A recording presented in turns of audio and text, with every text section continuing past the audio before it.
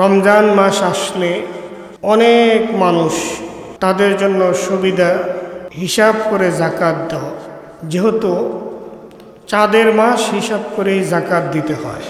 হিসাবের নিয়ম হলো এক বছর যখন অতিক্রান্ত হয়, অতিবাহিত হয়, তখন জাকাত দিতে হয়।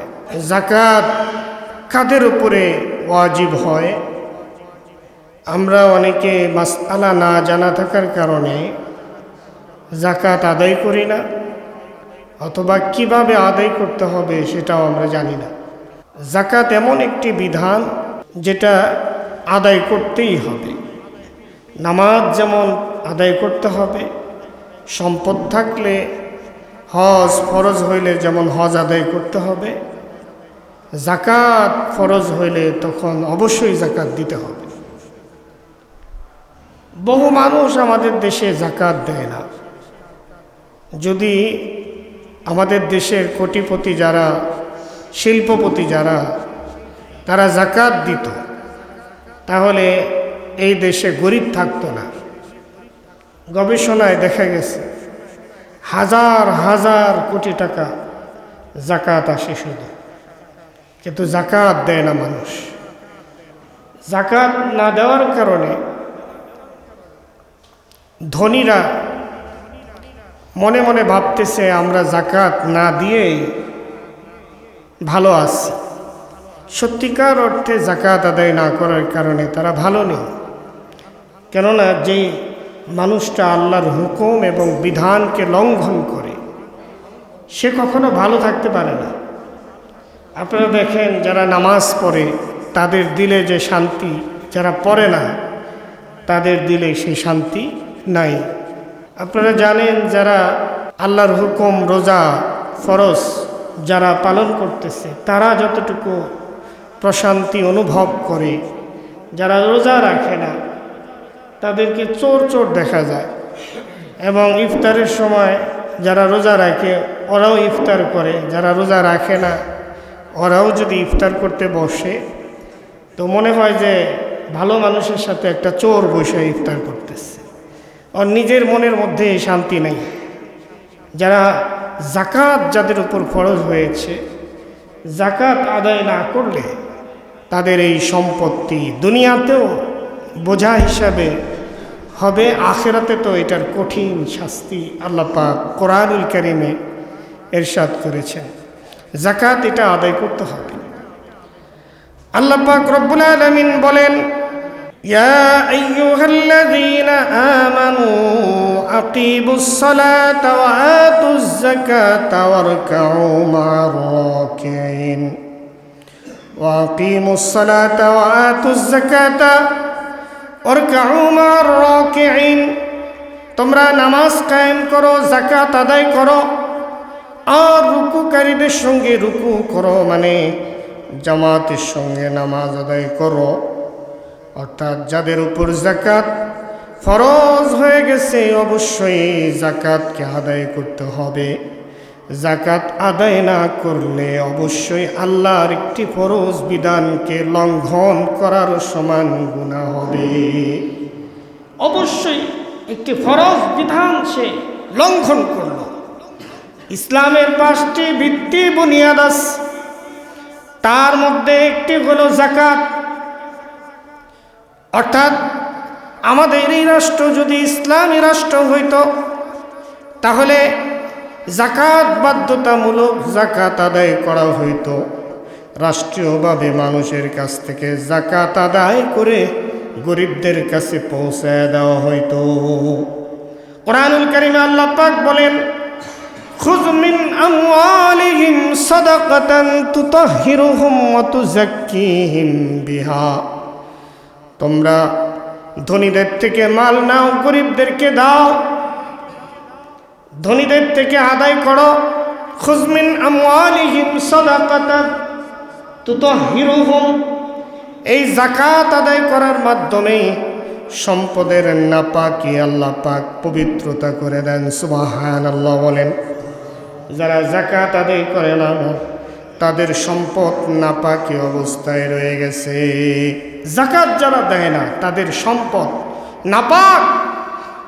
এই নাপাক সম্পদ, হারাম সম্পদ আস্তে আস্তে কোটি কোটি টাকার মালিক হয়ে যাচ্ছে, কিন্তু যাকাত না আদায় করার কারণে কিয়ামতের ময়দানে তাকে হিসাব দিতে হবে।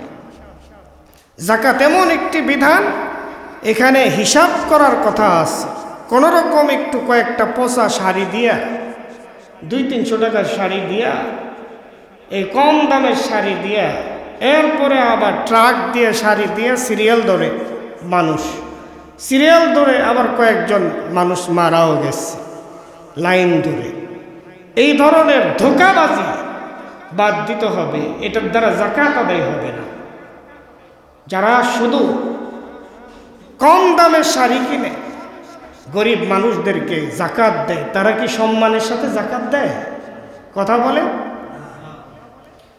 আমার ভাইয়েরা, যাকাত দেওয়ার মানে হলো আপনি অনেক বড় কিছু হয়ে গেছেন তা কিন্তু নয়। আপনি যাকাত দিলেন মানে গরিবের হক আদায় করতে পারলেন, এই জন্য আপনি আল্লাহর কাছে শুকর আদায় করতে হবে যে আল্লাহ আমি যাকাত আদায় করতে পেরেছি। আর ওই গরিব ব্যক্তিকে সসম্মানে পৌঁছায় দিতে হবে, গরিব মানুষের কাছে যাকাত পৌঁছায় দিতে হবে। কাপড়ের জন্য লাইন ধরবে, তারপরে আপনি যাকাত দিবেন, এই ধরনের যাকাত দিলে যাকাত আদায় হবে না। কেননা যাকাত সম্মানের সাথে পৌঁছায় দিতে হবে। যাকাতের মাল, টাকা সম্মানের সাথে গরিবের হাতে পৌঁছায় দিতে হবে। গরিবকে অবজ্ঞা করে নয়, অবহেলা করে নয়। মানুষ কত নিষ্ঠুর হইলে এমন কাজ করতে পারে যে যাকাতের শাড়ি দিতে যায়, সেখানে ভিড় করে আরো মানুষ সেখানে মারা যায়। এটা তো ধোঁকা। আমার ভাইয়েরা, যাকাত কার উপরে ফরজ? যেই ব্যক্তির কাছে 52.5 তোলা রূপ্য পরিমাণ সম্পদ আছে অথবা রূপা আছে, এই সম্পদের উপর যদি 1 বছর অতিবাহিত হয় তাহলে তার উপর যাকাত ওয়াজিব হয়ে যায়। 1 বছর অতিবাহিত হওয়ার পরে তার এই সম্পদের 40 ভাগের 1 ভাগ গরিব, মিসকিন, অসহায়, যাকাতের যে 8টি খাতের কথা আল্লাহ পাক কুরআনুল কারীমে উল্লেখ করেন, সে 8 ধরনের ব্যক্তির কাছে 8 ধরনের খাতে যদি পৌঁছায় দিতে পারেন তাহলে আপনার যাকাত আদায় হবে, অন্যথায় যাকাত আদায় হবে না। তাহলে আমরা এই যাকাত, রমজান আসলে যাকাত দিই, ঠিক আছে, তবে যাকাত আমাদের দেওয়ার তরিকা কি? হিসাব করে যাকাত দিতে হবে। কোনো রকম গজামিল দিয়ে যাকাত দিলেন তাহলে তো যাকাত আদায় হবে না। দান, সাদাকা, এই যাকাতকে আল্লাহ পাক অন্য আয়াতে সাদাকাও বলছেন। এই দান সাদাকা এটা কিন্তু আমরা গরিবের হাতে পৌঁছে দিচ্ছি মানে গরিব এটা গ্রহণ করছে তা কিন্তু নয়, এটা স্বয়ং আল্লাহ পাকের কুদরতি হাতে এটা গ্রহণ করতেছে। সুবহানাল্লাহ। হাদিসের মধ্যে আছে, قال رسول الله صلى الله عليه وسلم إن الصدقة تقع في كف الرحمن قبل أن تقع في كف الفقير أو كما قال النبي عليه الصلاة والسلام। আল্লাহর পয়গম্বর আলাইহিস সালাম ইরশাদ করেন, নিশ্চয়ই সাদকা এটা গরিবের হাতে পৌঁছানোর আগে আগে আমার আল্লাহ রহমানের কুদরতি হাতে পৌঁছে যায়। বান্দার হাতে দেওয়ার আগে আপনি ফকির, গরিব, মিসকিনকে যাকাত দিচ্ছেন, তার হাতে পৌঁছার আগেই আল্লাহর কুদরতি হাতে পৌঁছে যায় যাকাত, সাদাকা। আল্লাহ সব সময় দেখতেছেন আমার বান্দার দিলের হালত। বান্দা কি আমার জন্য খরচ করতেছে নাকি লোক দেখানোর জন্য? আমাকে সন্তুষ্টি অর্জনের করার জন্য খরচ করতেছে নাকি লোক দেখানোর জন্য? এটা আল্লাহ পাক সব সময় দেখতেছে, সব সময় আল্লাহ পাক দেখেন। এই জন্য আমার ভাইয়েরা, এই দান কিন্তু আল্লাহর কুদরতি, হাতে যেমন পৌঁছে যায়, আল্লাহর দরবারে এটা কর্জে হাসানা হিসাবে থাকে। আল্লাহ পাক এটার বিনিময় কিয়ামতের ময়দানে দেবেন। আল্লাহ পাক রব্বুল আলামিন কোরআনুল কারীমে অন্য আয়াতে বলেন, ওয়া আকরিদুল্লাহা করদান হাসানা ওয়া মা তুকদ্দিমু লিআনফুসিকুম মিন খায়রিন তাজিদুহু ইনদাল্লাহ। আল্লাহ পাক বলেন, এটা আল্লাহ পাকের কাছে, আমি আল্লাহর কাছে এটা তোমরা কর্জে হাসানা রাখো, আর তোমরা নিজেদের জন্য যা ভালো কাজ করো সব কিছু তোমরা পাবে, বিনিময় পাবে। বিনিময় কে দিবেন বলেন? জোরে বলেন, কে দিবেন? আল্লাহ। আল্লাহর কাছে এটা সংরক্ষিত থাকে। আমার ভাইয়েরা, আল্লাহর রাস্তায় খরচ করলে কমে না, বরং যারা যাকাত দেয় না দেখেন ক্ষতিগ্রস্ত হয়ে যায়। কোনো জায়গায় ফ্যাক্টরিতে আগুন লাগে, গাড়ি অ্যাক্সিডেন্ট হয়, রোড অ্যাক্সিডেন্ট হয়, নিজের পরিবার ফ্যামিলির চিকিৎসায় লক্ষ লক্ষ টাকা বের হয়ে যায়, মিথ্যা মামলার মধ্যে আটকে যায়, বিভিন্ন ধরনের ঝামেলায় পড়ে যায়।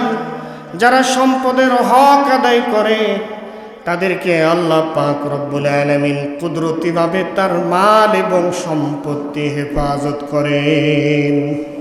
এটা আল্লাহ হেফাজত করেন। 40 ভাগের 1 ভাগ আল্লাহ আপনার কাছে চাইছে। চিন্তা করছেন, আল্লাহ আগে আপনাকে 1 লক্ষ টাকার মালিক বানায় পরে 2,500 টাকা চাইছে। কোটি টাকার মালিক আগে আল্লাহ বানাইছেন, তারপরে 2.5 লক্ষ টাকা আপনার উপর যাকাত খরচ করেছেন। আল্লাহ তো পুরাটা চান নাই, 40 ভাগের 1 ভাগ চাইছে। কিন্তু সম্পদ হওয়ার পরে মানুষের চেহারা রূপ পাল্টে যায়, যেমনিভাবে ক্ষমতা পাওয়ার পরে মানুষের চেহারা পাল্টে যায়। ঠিক কিনা বলেন? সম্পদ পাওয়ার পরে মানুষের সেই আগের দিন, আগের ইতিহাস, আগে যে মানুষের কাছে ভিক্ষা করে খাইতো সেটা ভুলে যায়। তখন অহংকার করে বলতে থাকে, আমার বাপ দাদারাই ধনী, পূর্বপুরুষ থেকে আমরা সম্পদশালী, আমাদের বাপ দাদারা এরকম কোটি কোটি টাকার মালিক ছিল। এটা এমনি হয়েছে নাকি? আমি পরিশ্রম করছি এই জন্য এই সম্পত্তি কামাইছি। একবারও এই কপাল পোড়া একবারও আল্লাহর নাম নেয় না যে আল্লাহ আমাকে সম্পদ দিয়েছেন। তোমার চেয়ে অনেক মেধাবী লোক বাদাম বিক্রি করতেছে, তোমার চেয়ে আরো অনেক ব্রেনি সুস্থ মানুষ রাস্তায় রাস্তায় চনা বুট বিক্রি করতেছে, বাদাম বিক্রি করতেছে, রাস্তায় রাস্তায় ভিক্ষা করতেছে। তোমাকে আল্লাহ এই পজিশনে নিয়ে আসছেন, আল্লাহ রাখছেন। কথা বলেন ঠিক কিনা? আমার ভাইয়েরা, আল্লাহর রাস্তায় খরচ করলে কমে না। যেমনি ভাবে আল্লাহ পাক কোরআনুল কারীমে উদাহরণ দিয়েছেন, মাসালুল লাযীনা ইউনফিকুনা আমওয়ালাহুম ফি সাবিলিল্লাহ কামাসালি হাব্বাতিন আনবাতাত সাবআ সানাবিলা ফি কুল্লি সুমবুলাতিন মিআতু হাব্বা আল্লাহু ইউদাইফু লিমান ইয়াশা। আল্লাহ পাক উদাহরণ দিয়ে বলেন, হে দুনিয়ার মানুষ, আল্লাহর রাস্তায় খরচ করলে, আল্লাহর রাস্তায় ব্যয় করলে তার উদাহরণ হলো ওই শস্যের মতো। কোনো একজন ব্যক্তি যদি একটা ধান, একটা শস্য জমিনের মধ্যে রোপণ করে, সেখান থেকে 60টি শীষ যদি হয়, প্রত্যেকটা শীষে যদি 100 করে দানা হয়, তাহলে 60টি শীষে 700 দানা হয়ে যায়। সুবহানাল্লাহ! 7 শীষে তখন 700 দানা হয়। আল্লাহর রাস্তায় খরচ করার উপমা হলো, আল্লাহ পাক বলেন, যেই ব্যক্তি আল্লাহর রাস্তায়, আমি আল্লাহর রাস্তায় 1 টাকা দান করবে, 1 টাকা খরচ করবে, তার আমলনামায় আল্লাহ তাআলা 700 নেকি আমলনামায় লিখে দিবেন। লস নাই তো। কেউ কি ওই ক্ষেতের মধ্যে যখন ধান, কি বলেন আপনারা, এটা বীজ রোপণ করে, তখন কি ওই চিন্তা করে এই বীজগুলো নষ্ট হয়ে যেতেছে, এইগুলো খাইলেই তো লাভ হইতো, এই চিন্তা করে? না, চিন্তা করে যে বীজ রোপণ করতেছি, এটার থেকে আরো অনেক ফসল আমি পাবো। কথা বলেন ঠিক না?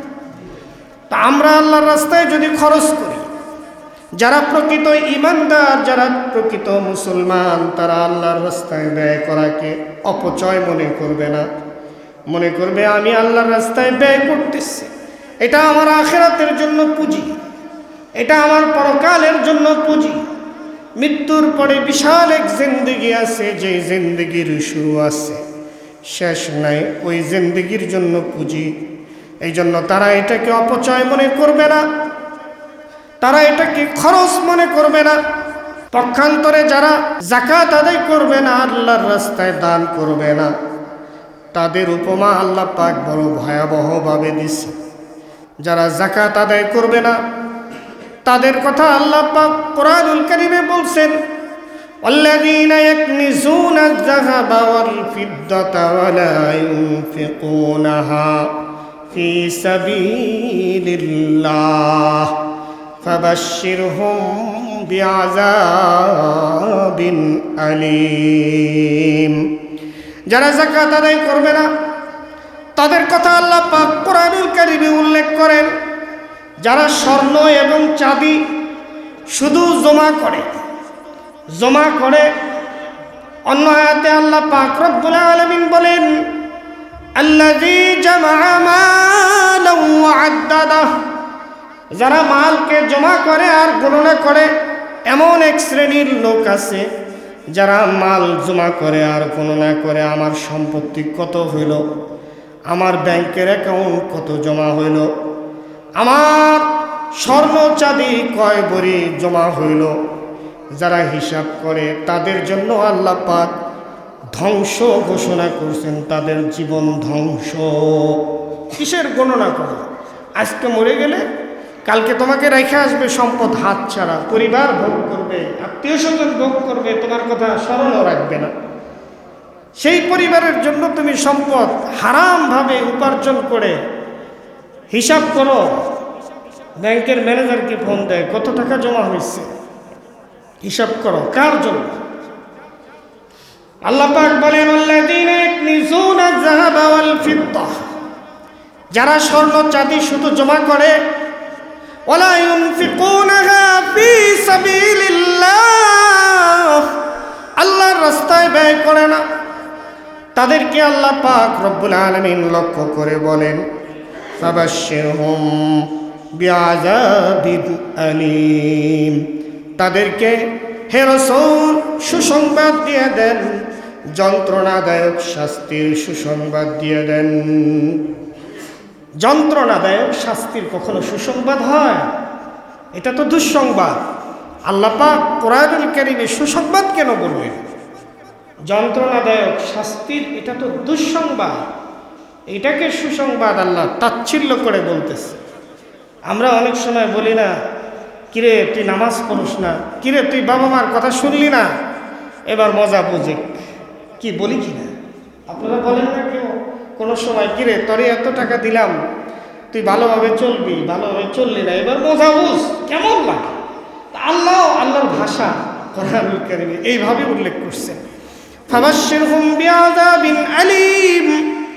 যন্ত্রণাদায়ক শাস্তির সুসংবাদ তাদেরকে দিয়ে দেন। সেই যন্ত্রণাদায়ক শাস্তিটা কি আল্লাহ পাক পরের আয়াতে বলছেন। যারা সম্পদ জমা করে, মাল জমা করে, যাকাত দেয় না, আল্লাহর রাস্তায় ব্যয় করে না, তাদের শাস্তির কথা আল্লাহ পাক বলছেন, ইয়াওমা ইউহমা আলাইহা ফী নারি জাহান্নাম ফাতুকওয়া বিহা জিবাহুহুম ওয়া জুনুবুহুম ওয়া যুহুরুহুম হাযা মা কানাসতুম লিআনফুসিকুম ফাযুকু মা কুনতুম তাকনিজুন। তাদের শাস্তির বর্ণনা আল্লাহ পাক বলেন, যারা যাকাত দিবে না, যারা আল্লাহর রাস্তায় সম্পদকে ব্যয় করে না, তাদের যন্ত্রণাদায়ক শাস্তির সুসংবাদ দিয়ে আল্লাহ পাক বলেন, ওই দিন তাদের এই সম্পত্তি, ধন সম্পদ, স্বর্ণ চাঁদি সব কিছুকে আগুনে জ্বালানো হবে, জাহান্নামের আগুনে জ্বালানো হবে। তারপরে সেই সম্পত্তি স্বর্ণ চাঁদি জাহান্নামের আগুনে জ্বালায়া, যারা যাকাত দেয় নাই, যারা দান করে নাই, সম্পত্তির হক আদায় করে নাই, তাদের চেহারা কপালে সেক দেওয়া হবে এবং পাজরে বাম পাশে অথবা ডান পাশে সেক দেওয়া হবে। সেই জাহান্নামের আগুনে উত্তপ্ত করে জ্বালায়া সেক দেওয়া হবে। মুফাসসিরিনে কেরামগণ লেখেন, আল্লাহ পাক দুই জায়গার কথা কেন উল্লেখ করলেন? কপালে সেক দেওয়া হবে এবং পার্শ্বদেশে সেক দেওয়া হবে কেন উল্লেখ করলেন? আল্লাহ পাক কেন ওই দুই জায়গার কথা উল্লেখ করলেন? তার কারণ হলো, আপনারা দেখবেন দুনিয়াতে লক্ষ্য করে কোনো ভিক্ষুক অথবা কোনো গরিব অথবা কোনো দান আদায়কারী ব্যক্তি যখন ধনী মানুষের কাছে যায়, কিছু চায়, তখন ধনী মানুষ যদি না দেওয়ার ইচ্ছা থাকে তখন কপালটা ভাঁজ করে চিন্তায়। এরকম কপাল ভাঁজ করে না, খেয়াল করছেন?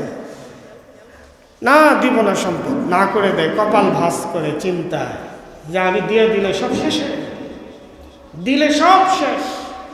এই জন্য কিয়ামতের ময়দানে কপালে সেক দেওয়া হবে। আবার যদি ওই ভিক্ষুক ফকির তারপরেও চাইতে থাকে, তখন পার্শ্বদেশ ফিরায়া, পিঠ ফিরায়া চলে যায়। এই জন্য মুফাসসিরিনে কেরামগণ লেখেন, পাজরেও তাকে এইভাবে, পার্শ্বদেশেও তাকে আগুনে, জাহান্নামের আগুনে জ্বালানো সম্পত্তি দিয়ে সেক দেওয়া হবে। সব সম্পত্তির মালিক তো মূলত আল্লাহ। এই কথা যদি কেউ মনে করে, তার জন্য যাকাত দেওয়া কঠিন কিছু নয়। মনে মনে ভাববে যে আল্লাহ আমাকে দিচ্ছেন, আল্লাহ আমার থেকে আবার যখন তখন নিয়ে নেবেন, সুতরাং আমি আল্লাহর রাস্তায় খরচ করতে কেন কৃপণতা করব? এটা যদি কেউ আল্লাহর সম্পত্তি ভাবে, তাহলে তার জন্য আদায় করা কঠিন কিছু।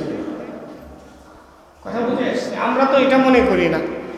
আমরা মনে করি যে এই সম্পত্তি আমি কামাইছি, আমার সম্পত্তি, আমার বাপ দাদা দিয়ে গেছে, আমার বাপ দাদা দিয়ে গেছে। সম্পদওয়ালারা সম্পদের হক আদায় করে না। লোক দেখানোর জন্য কিছু কাপড় টাপড় দিয়ে দিলে কিন্তু যাকাত আদায় হবে না। আমাদের বুজুর্গ যারা ছিলেন আকাবির, তারা পকেটের 5-10 টাকাও হিসাব করতেন। যেদিন হিসাব করতেন, সব টাকা হিসাব করে কত টাকা হয়, কতটুকু স্বর্ণ চাঁদি আছে। আল্লাহ পাক যাদের উপর ফরজ করছেন যাকাত, মালিকে নেশাব পরিমাণ যাদের সম্পত্তি আছে, তাদের আদায় করতে হবে। অতটুকু সম্পত্তি না থাকলে আপনাকে তো দিতে হবে না। আপনার উপর ফরজ করেন নাই আল্লাহ, তাহলে দিবেন কেন? আমার ভাইয়েরা, খুব ভালো করে মনে রাখবেন, হারাম মালে কিন্তু যাকাত আসে না। অনেক মানুষ আছে হারাম সম্পত্তি উপার্জন করেছে, কোটি কোটি টাকা হারামভাবে উপার্জন করেছে, সুদ ঘুষে অথবা বোনের হক, ভাইয়ের হক, আত্মীয় স্বজনের হক মেরে আজকে কোটিপতি। এই ব্যক্তির উপর যাকাত ফরজ হবে না। হারাম মালে যাকাত ফরজ হয় না, কথাটা মনে রাখেন। 1 টাকাও যদি হারামভাবে উপার্জন করেন, হাদিসের মধ্যে আছে, যার দেহ রক্ত মাংস হারাম দিয়ে উপার্জিত, সে জান্নাতে যাবে না। নাউযুবিল্লাহি মিন যালিক। সে জান্নাতে যাবে না, জাহান্নামে যেতে হবে। হারামভাবে উপার্জন করলে জাহান্নামের আগুনে জ্বলতে হবে। অনেক মানুষ আছে সমাজের মধ্যে যারা আত্মীয় স্বজনের হক মেরে আজকে বড়লোক, বোনের হক মেরে, ভাইয়ের হক মেরে দিয়েছে, কোটি কোটি টাকার মালিক হয়ে গেছে। বোনের হকটাও আদায় করে নাই, আত্মীয় স্বজনের সম্পত্তি মেরে আজকে কোটি কোটি টাকার মালিক। আল্লাহর পয়গম্বর আলাইহিস সালাতু ওয়াস সালাম ইরশাদ করেন, লা ইয়াদখুলুল জান্নাত কাতিউ। যারা আত্মীয়তার সম্পর্ক ছিন্ন করে তারা জান্নাতে প্রবেশ করবে না, জান্নাতে যাবে না তারা, জান্নাতে যাবে না তারা। যারা আত্মীয়তার সম্পর্ক ছিন্ন করবে, যত আমলই থাক। উদাহরণ হিসাবে কেউ বোনের হক, আত্মীয় স্বজনের হক মেরে দিছে, আত্মীয় স্বজনের হক মেরে দিয়া এখন সে কোটিপতি হয়ে গেছে। কিন্তু সে হজ করছে, সে জাকাতও দেয়, সে মসজিদে আসে, নামাজও পড়ে, 5 ওয়াক্ত নামাজ মসজিদে পড়ে। এই ব্যক্তি জাহান্নামে যাবে। কেন? তার বোনের হক সে মেরে বড়লোক করছে, এই জন্য সে কোথায় যাবে? জাহান্নামে যাবে। আমার ভাইয়েরা, জগৎ বিখ্যাত একজন মুহাদ্দিস আলেম আল্লামা শামসুদ্দিন জাহাবী রহমাতুল্লাহ আলাইহি তার কিতাবের মধ্যে একটা ঘটনা নিয়ে আসছে। শামসুদ্দিন জাহাবী অনেক বড় একজন আলেম ছিলেন, জগৎ বিখ্যাত আলেম। তিনি উল্লেখ করছেন একটা ঘটনা। এক হাজী সাহেব, তিনি হজ করতে যাবেন। 1000 দিনারের একটা, আপনারা কি বলেন, থলে। সেই জামানায়, আজ থেকে 500 বছর আগের কথা প্রায়, 1000 স্বর্ণ মুদ্রার থলে নিয়ে হজে রওনা দিচ্ছে। হজে সফর করে যাবে, হারামাইন শরীফাইন সেখানে যাবেন।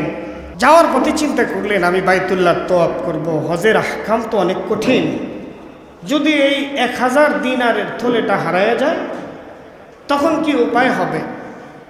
এই জন্য এই চিন্তা করে 1000 দিনারের সেই থলেটা একজন বিশ্বস্ত আমানতদার ভাইয়ের কাছে জমা রাখবে।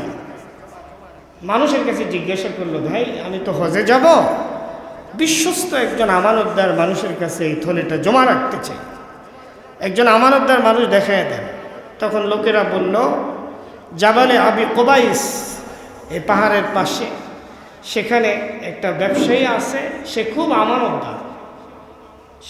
আমানতদার, তার কাছে এই থলেটা জমা রেখে হজ করে আইসা তারপরে আবার তোমার থলে তুমি নিয়ে যাবে।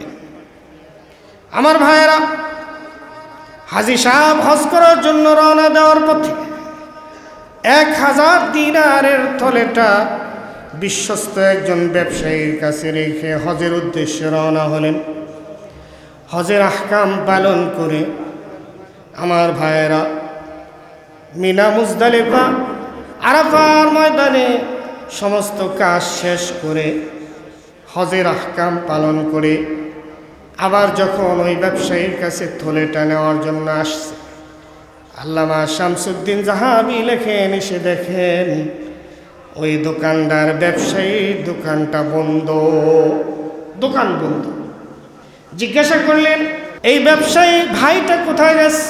তখন লোকেরা বলল, এই ব্যবসায়ী গত 1 সপ্তাহ আগে দুনিয়ার থেকে বিদায় হয়ে গেছে, ইন্তেকাল করেছে। হায়াত মৌতের কথা কিন্তু বলে আসে না। 1 সপ্তাহের ব্যবধানে সুস্থ মানুষ দুনিয়ার থেকে বিদায় হয়ে গেলেন। লোকটা অনেক টেনশনে পড়ে গেল। লোকদের কাছে জিজ্ঞাসা করলো, আমার এই 1000 দিনার হজে নিয়ে আসছিলাম, হজের আহকাম শেষ করে আমি দিনারের এই থলেটা নেওয়ার জন্য আসছি, এখন আমি শুনতেছি লোকটা মারা গেছে, তার বাড়ি কোথায়? লোকেরা দেখায় দিল ওইদিকে বাড়ি। বাড়িতে যায় তার ছেলেকে ডাক দিচ্ছে, ডাক দিয়ে বলছে, আমি 1000 দিনারের থলে রেখে গিয়েছিলাম, এখন আমার সেই থলেটা ফেরত দেন, আপনার বাবার কাছে রাখছিলাম। ছেলে বলে, আমি তো জানি না থলেটা কোথায় বাবা রেখে গেছে, আমাকে ওসিয়তও করে নাই, বলেও নেই, জানি না কোথায় আছে। না জানলে আমি দিব কেমনে? কথা তো সত্য, ছেলে জানে না, দিবে কিভাবে? টেনশনে পড়ে গেছে হাজী সাহেব। সব জমি টমি বিক্রি করে 1000 দিনার জমায়া নিয়ে আসছিল, এখন সম্পত্তি 1000 দিনারই চালান। আমার ভাইয়েরা, এই অবস্থায় দৌড়ায়া খানায়ে কাবা বাইতুল্লাহর কাছে গিয়া গিলাফ ধরে কান্নাকাটি শুরু করছে। দিন রাত শুধু কান্না করে, ছোট বাচ্চা যেমন কান্না করে এরকম কান্না করতেছে। আমার 1000 দিনার চলে গেছে, আল্লাহ তুমি ব্যবস্থা করে দাও, ব্যবস্থা করে দাও। এমন সময় একজন বুজুর্গ দরবেশ, আল্লাহর ওলি, তিনি দেখলেন এই লোকটা অনেক কান্নাকাটি করতেছে। জিজ্ঞাসা করলেন, তুমি কেন কান্নাকাটি করো? তখন এই হাজী সাহেব বললেন, বিস্তারিত ঘটনা খুলে বললেন, এই কারণে আমি কান্না করতেছি। তখন দরবেশ বললেন, ঠিক আছে, থলেটা কোথায় আছে তুমি পাবে, তোমাকে কিছু আমল করতে হবে। কোথায় আছে এটা বাইর করতে পারবে, তবে কিছু আমল করতে হবে। আল্লাহর কিছু বিশেষ খাস বান্দা, আল্লাহর ওলি আছে এই দুনিয়াতে, যাদের অন্তরটা আল্লাহ নূর দিয়ে ভর্তি করে দিচ্ছেন। সুবহানাল্লাহ। তারা অনেক কিছু বুঝতে পারেন, আল্লাহ তাআলা ওইভাবে তাদেরকে বুঝায়া দেন। আমার ভাইয়েরা, হাজী সাহেবকে বললেন ওই দরবেশ বুজুর্গ, আপনি রাতের বেলায় আসবেন, রাতের বেলায় এসে জমজমের পানি দিয়ে ওযু করবেন।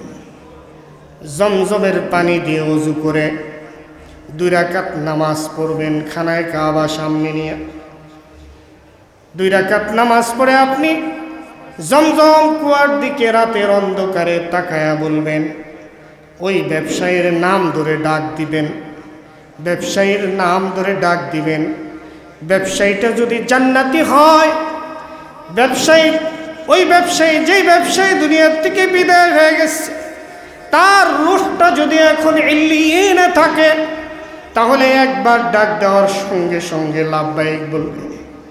তখন ওই ব্যবসায়ীর রূহের কাছে জিজ্ঞাসা করে নেবেন যে আমার সেই 1000 দিনারের থলেটা কোথায়, জিজ্ঞাসা করবেন। আশ্চর্য ঘটনা। আল্লাহর দেখেন কি কুদরত। আল্লামা শামসুদ্দিন জাহাবি লেখেন, জগৎ বিখ্যাত আলেম, অনেক বড় আলেম আল্লামা শামসুদ্দিন জাহাবি, এবং নির্ভরযোগ্য আলেম। তিনি লেখেন, ওই হাজী সাহেব রাতের বেলায় জমজমের পানি দিয়ে ওযু করে 2 রাকাত নামাজ পড়ে যখন জমজম কুয়ার মুখের মধ্যে যায় ডাক দিচ্ছে, ডাক দিয়ে বলছে, হে ব্যবসায়ী, হে ব্যবসায়ী। 2-3 বার নাম ধরে ডাক দিচ্ছে, কিন্তু কোনো আওয়াজ আসছে না। পরের দিন রাতের বেলায় আবার ওই দরবেশের সাথে সাক্ষাৎ। দরবেশকে বলতেছে, আমি তো আওয়াজ দিলাম কিন্তু কোনো সাউন্ড তো আসলো না। তখন ওই দরবেশ বলতেছে, হায় রে কপাল পোড়া, তুমি যার কাছে 1000 দিনার আমানত রেখেছিলে, সেই ব্যক্তি জান্নাতি না, সেই ব্যক্তি হলো জাহান্নামী। নাউজুবিল্লাহ। যে এত আমানতদার, সারা দেশের নাম করা আমানতদার, সে জান্নাতি না, সে জাহান্নামী। দরবেশ বলল, ঠিক আছে, তুমি টেনশন করো না, তোমার এই 1000 দিনারের থলেটা তুমি পাবে। যেহেতু জমজম কুয়ার মধ্যে ডাক দেওয়ার পরে সাড়া দেয় নেই, তাহলে তোমাকে কষ্ট করতে হবে। এখান থেকে একটু দূরে সফর করে ইয়ামান দেশে যাইতে হবে। ইয়ামান সৌদি আরবের সাথে লাগানো একটা রাষ্ট্র ইয়ামান, আপনারা যারা সফর করছেন জানেন। ইয়ামানে যাইতে হবে। ইয়ামানের মধ্যে একটা কুয়া আছে, কুয়ার নাম হলো বরহুদ কুয়া। এই বরহুদ কুয়ার মধ্যেও রাতের বেলায় গভীর অন্ধকার যখন হবে, তখন কুয়ার কাছে গিয়ে ডাক দিতে হবে ওই ব্যবসায়ীর নাম ধরে।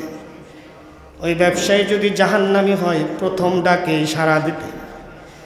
ওই ব্যবসায়ী বলে যখন ডাক দিছে, সঙ্গে সঙ্গে সাড়া দিচ্ছে।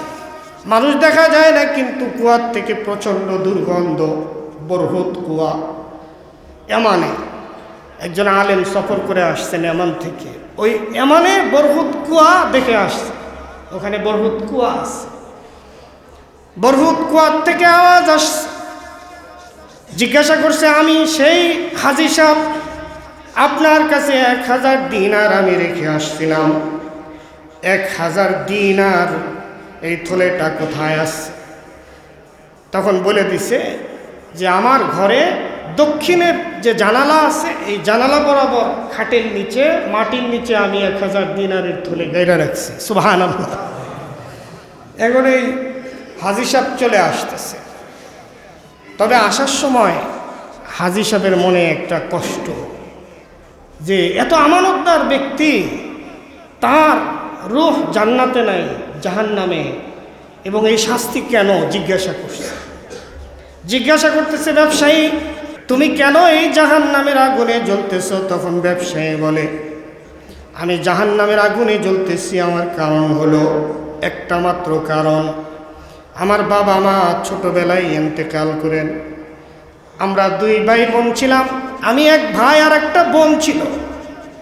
এই বোনের সম্পত্তি, সমস্ত সম্পত্তি, বোন যেহেতু ছোট ছিল, আমি বড় ভাই হওয়ার কারণে সমস্ত সম্পত্তি আত্মসাৎ করে ফেলি।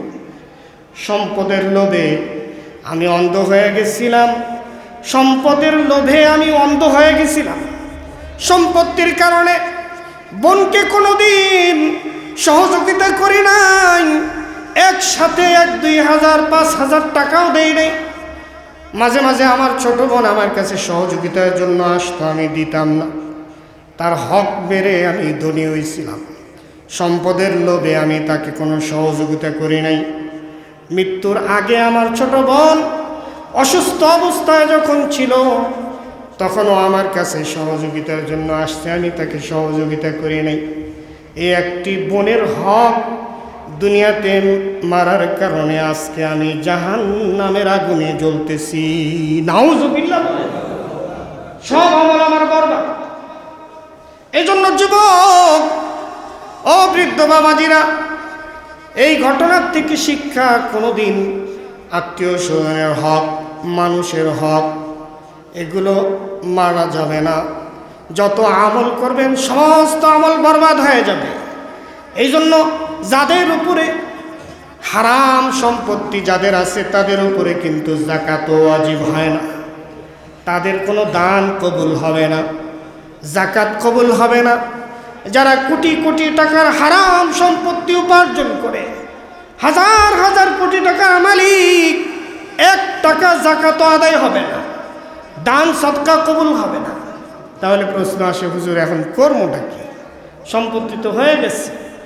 এটার মাসলা হলো সমস্ত হারাম সম্পত্তি যা উপার্জন করেছে সব সওয়াবের নিয়ত ছাড়া মানুষকে দিয়ে দিতে হবে, এমনি দিয়ে দিতে হবে।